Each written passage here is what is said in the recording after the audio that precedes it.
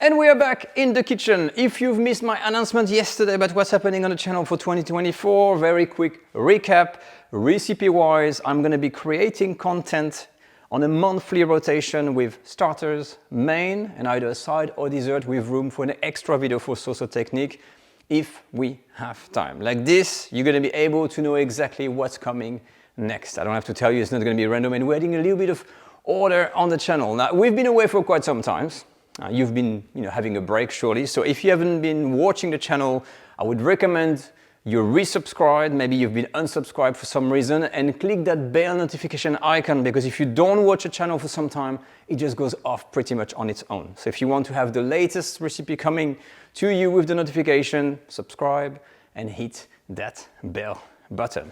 Now for the recipe of the day, we're going to start, of course, begin with a starter, and it's actually a super potage that is an ultimate classic that I've not had the time to do for some reason. After 400 videos, I missed this one. The most classic, the potage du Barry, a puree of vegetables, cauliflower with potatoes, with a blend of stock and perhaps a bit of milk, a bit of cream. This potage can be made in 3 different versions. You got the easy version, so we're going to do it here, okay, that's the puree base. So you just boil the stuff. You can make it with a crème.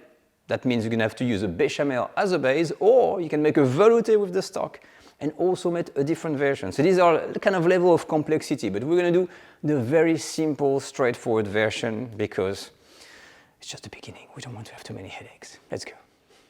Let's begin by looking at the ingredients, of course. This is called a potage du Barry. Why is it called a potage? Many people ask me sometimes, why is it called potage and not a soup? Because in France we've got many variation. The potage is based on a puree of vegetables. So anytime you hear the potage, it means that it is a vegetable. Here it is cauliflower and potatoes that are boiled, reduced into a puree using a stick blender, an immersion blender, or even a vegetable meal, and then it is mixed with a flavorsome liquid. The original recipe used a clear veal stock that you have to make from scratch, but making your own stock from scratch takes some time, and since we've read the book, I keep on saying you can use good quality pre-made stock for that purpose. Now, because the recipe uses usually a very clear stock, it's called a white stock, and these are a little bit brownish, as you will see the color under in there.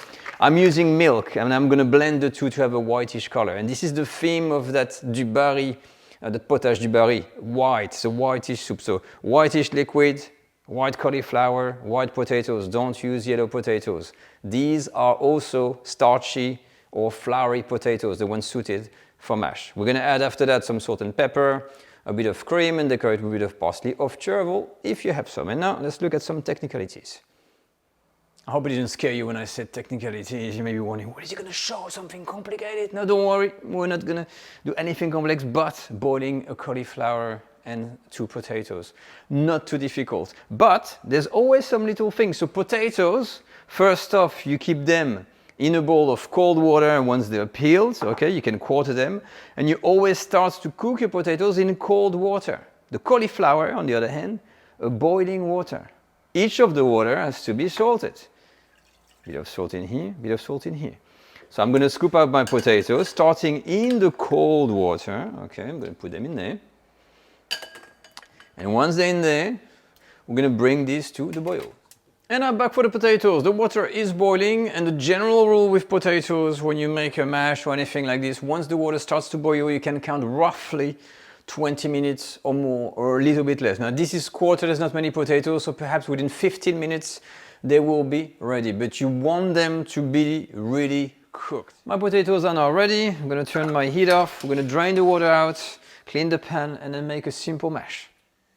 So when it's drained, it's cooked, I've put it back into the pan, and we're going to make a purée. So in French, la purée de légumes, the vegetable purée, and here, la purée de pommes de terre, which is the action of mashing the potato. So we're not going to add any salt, butter, anything. All what we're going to do is a little bit of milk, just to facilitate the whole thing. And you can use a fork because there's really not much potatoes. You can use a masher if you want, and I'm just going to press down like that. Okay, and smash the whole thing, smash the potatoes into puree just to prepare them. So as you can see, nothing special, a quick mash, a quick turn, and we're just using this as a base preparation. So you're not making something that we're gonna eat, so there's no butter, nothing, no salt, no pepper. That's it. My cauliflower is ready, so it took me a bit more time, I think around 50 minutes from the time it starts to boil. And if you want an easier way to count 18 to 20 minutes from the moment you plunge the cauliflower and it will be ready. So same thing, I'm going to drain the water and then we're going to continue by processing it. Now for the liquid that we're going to be using, as I can say, you can use only stock if you want, or only milk, and it has to be clear in color. So what I've done here, I've got a cup or 250 ml of milk, and I'm gonna add some chicken stock. I didn't take a veal stock because you see this is kind of clear, but not super clear. Okay, so I'm gonna go to about half a liter, so about 2 cups, something like that. So this is the color I'm getting. Now the question you may ask yourself is, why are we using a chicken stock or a veal stock with a potage or a soup that is based on vegetable? You would expect it to be vegetarian, right? So yes, you can use a vegetable stock, but in fact, when you make this classic French soup, what's happening a lot of time is that it really lacks in taste. If you only have really kind of blendish kind of vegetables. So if you've used the cauliflower before, you know it has some taste, but not tons. Potato is the same thing, it's got some taste, but it's got its limitations. So when you use a meat-based stock, it really provides a huge boost in flavor. That's how it will work with vegetable stock, but honestly, the real version is with a veal or a chicken stock to have this nice flavor in your soup. I've drained the water out of the cauliflower, I've rinsed my pan, and the last thing we need to do here is to warm up that mixture of milk and stock, and just to sanitize it. And then we're going to be ready to assemble. We're going to use a stick blender, so get a stick blender if you have, and we're going to do this on the bench. I'm going to show you exactly how to proceed. So there we have it. We have the components. I've got my cooked cauliflower, I've got my potato puree on the side. Now let's talk about ratio, because this is very important.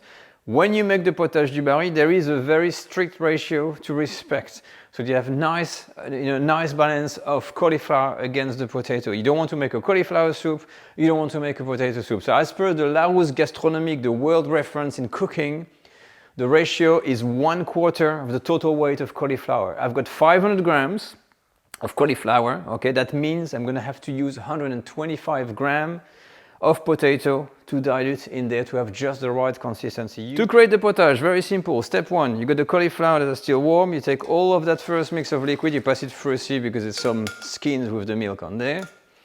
And then we're gonna use a stick blender and then slowly process everything. Once the floret have disappeared, you can go around and you smooth the whole thing. Once we're here, you're going to have something quite smooth, but not totally, but quite thick. So we're going to start to add a little bit of stock or milk. I'm going to use milk here, it's easier. Okay. Before adding our potato mash. Okay. And then we're going to give it a blitz again. I'm using a low speed this time.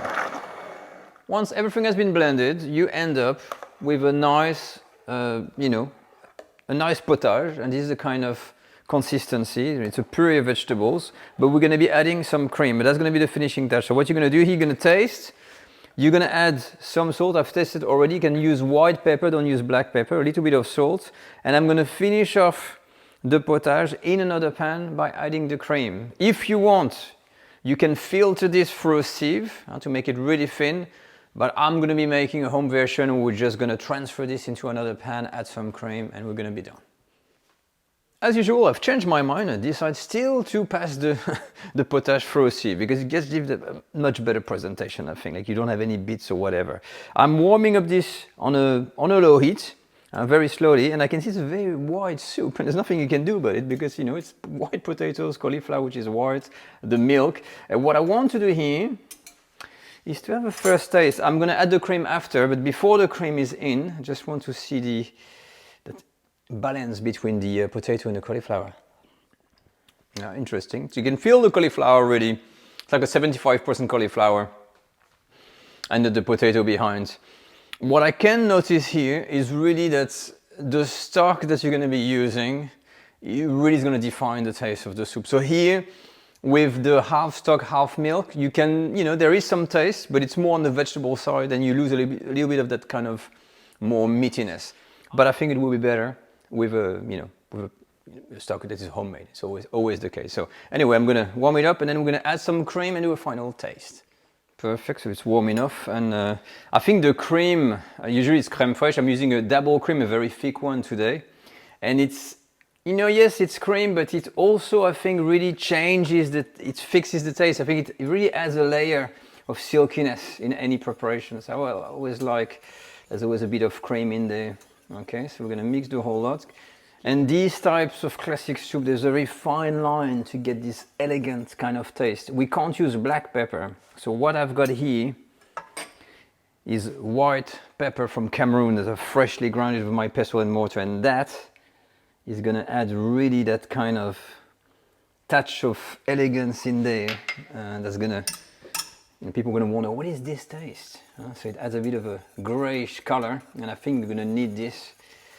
So mix that at the last minute throughout, so the flavors are gonna disperse everywhere. Take a fresh spoon in here. You can see the consistency, huh? Still semi-liquid, but yeah, I think we're there. So you definitely need enough salt, a bit of pepper at the end, and that's it. And we're gonna put this on the plate, decorate it, we're done.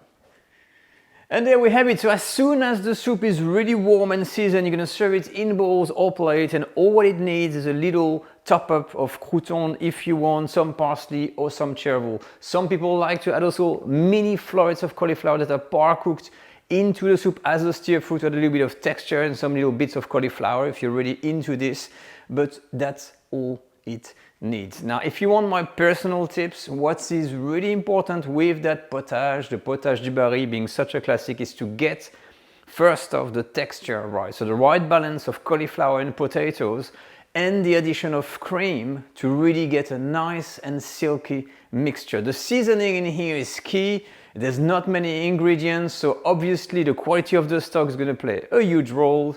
A good sea salt, and as I said, a freshly grounded white pepper makes all the difference. If you want to go a step further without complicating the whole thing too much, before adding the cream, you can mix the cream with 1 or 2 egg yolks to make a velouté style of binding agent and stir that through the soup. But you don't want the soup to boil if you're doing this. But that's it for the video of this week. I hope you enjoy, and remember, next week, of course, we're gonna continue our rotation, and after the starter, we're gonna make a main. See you all there. Take care all. Bye-bye.